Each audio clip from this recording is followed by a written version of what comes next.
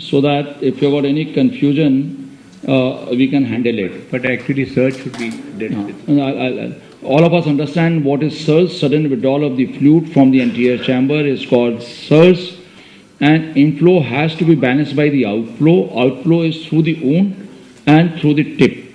The outflow through the wound may be main port, side port, leakage, and through the tip is by the flow rate you set, the vacuum you set, and the compliance of the system. And inflow has been already dealt how it can be increased, and the outflow has been already dealt that what happens if there is a tight or loose port. But side port you must pay attention, particularly if you do not have a higher end machine. Make the initial side port small because chopper is smaller. For bimanual then you can enlarge it. And the outflow setting which we do on a machine, it is universal. Whether you are using irrigation aspiration, you are using micro tip, or the big tip machine is not able to recognize. So depending upon the tip size, the outflow will be there. Flow rate, whatever may be written, is entirely different than what the flow rate will be depending upon the tip. And the important thing to understand is the two words which I will like to emphasize is the compliance and hysteresis. Compliance is when, if you see now, the system is totally open and the suction is taking place, pulleys are rotating, there is no problem. Suddenly this occlusion takes place, and because the vacuum builds up in this system, this tube, because of the negative pressure inside, collapses. So this is what is the compliance of the system. And once this material goes inside, the inside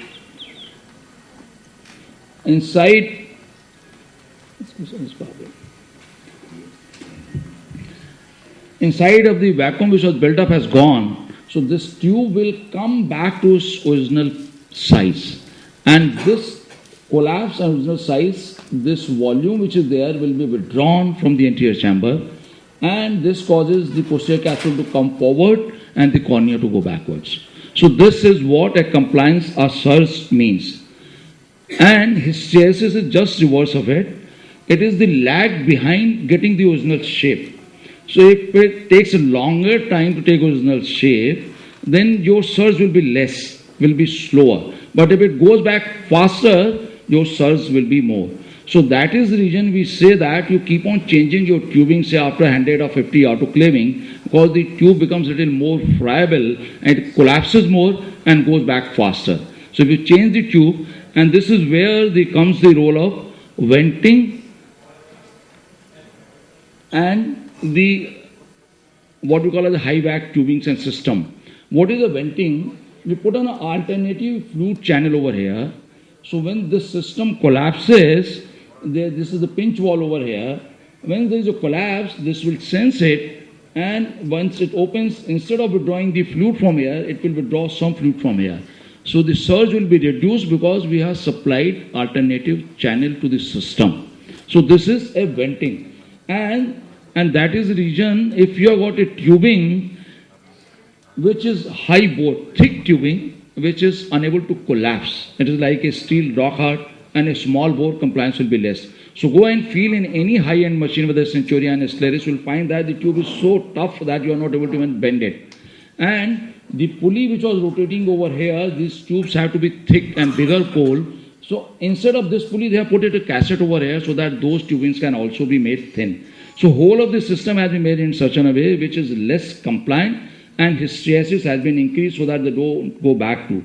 But in spite of all the system, there is no machine which doesn't have a surge. Surge is there and will always remain there.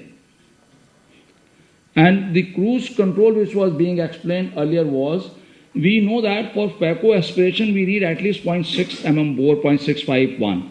But the system flow will depend upon the tightest point. I mean the same flow rate when you do irrigation aspiration, the chamber will not collapse. But if the same flow rate you put on a phaco tip, it will collapse. So what we have done, the back of this is same as irrigation aspiration, 0.3 mm.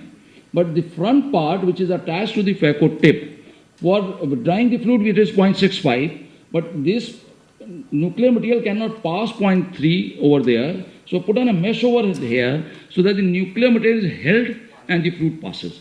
So you are getting the advantage of 0.6 for holding and eating the nucleus, At the same time, advantage of 0.3 tubing for the surge purposes. So this is how the cruise control system controls your surge. And same way, when this is, there are various methods. Once you see that you are set on a machine also 600 mm, it reaches over there, and if the occlusion breaks at that vacuum, there will be more surge. So if you put on a sensor which senses that 600 is reached, and you know that if echo chopping or aspiration say take 20 milliseconds, I'll give the energy, it is gone in. Within 20 milliseconds, it senses after 20 milliseconds, it will bring the system instead of to 600, 400, 300, whatever you want, so that the surge is again at a lower level.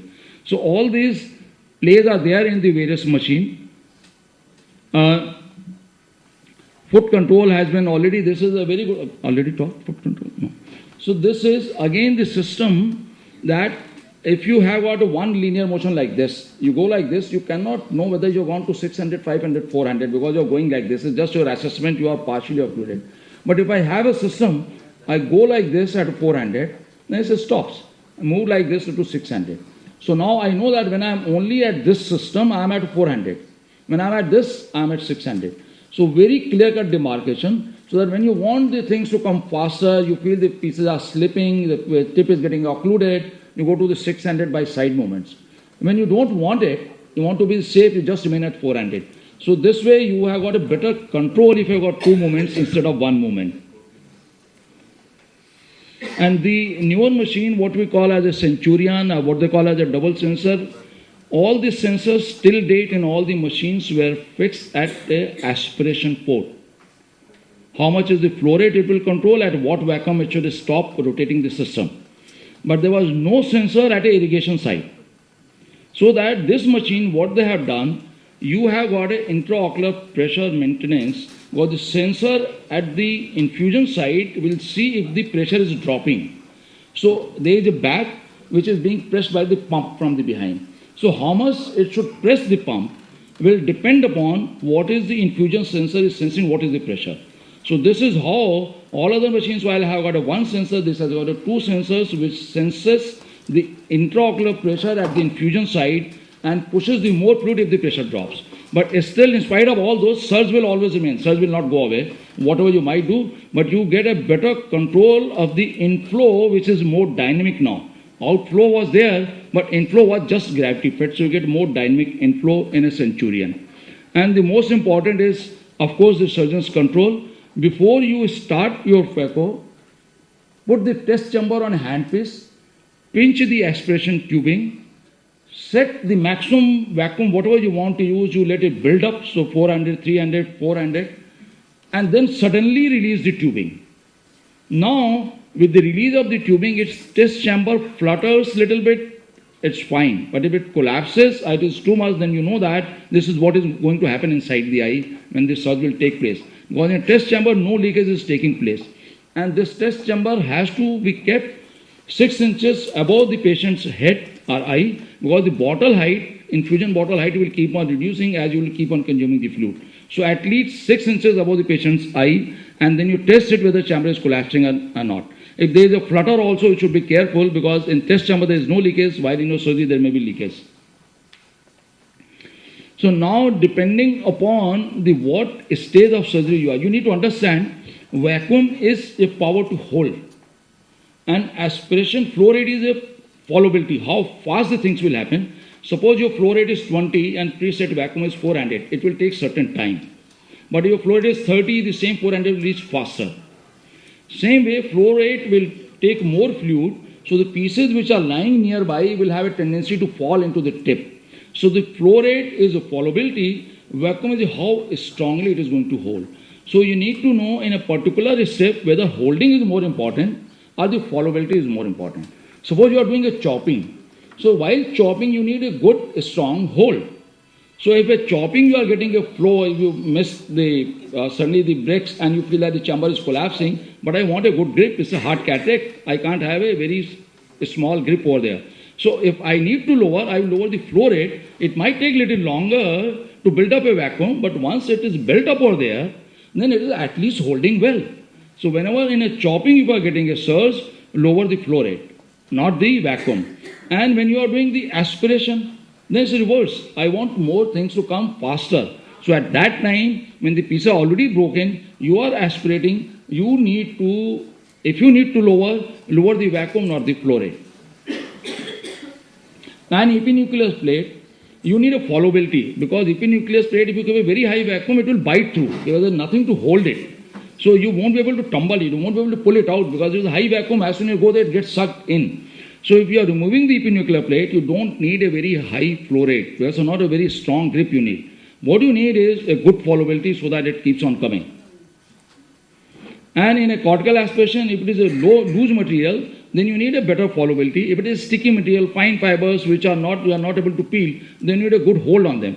So every time you need to see whether you need a good hold or a good followability. Depending upon what is happening in the eye, you decide if you are getting surge. If you are not getting surge, go ahead. There is no need to lower the parameters. If you are getting a surge, then you need to decide what are the parameters I should increase or decrease. And viscoelastic removal, because the lens is already inside, you should keep the highest flow rate on the machine, because there is nothing to hold it. And because of the lens, PC cannot come forward. So why waste time? Because in a peristaltic system, you keep a very high flow rate, it acts like a venturi. So even without occlusion, it has got a suction power. So when you are removing the viscoelastic, keep the highest flow rate on your system and highest vacuum setting. There is no danger at that stage. And the surgeon's control, of course, which has been discussed, the proper wound construction, you need to develop a foot control. And if any time you feel, because the fluid is again set for the aqueous fluid, it is not set for the viscoelastic or a material. So if you are getting surge, you put on a viscoelastic, it won't get sucked so fast as the aqueous. So need be replace the aqueous with the viscoelastic. And the surge can be utilized to your advantage if you feed the tip. That means if you, as soon as you see that this piece is going to suck in, if there is any smaller piece lying, you bring it closer to that, so the surge itself will suck it and it will occlude the tip. You will prevent the surge. At the same time, you will become more efficient surgeon.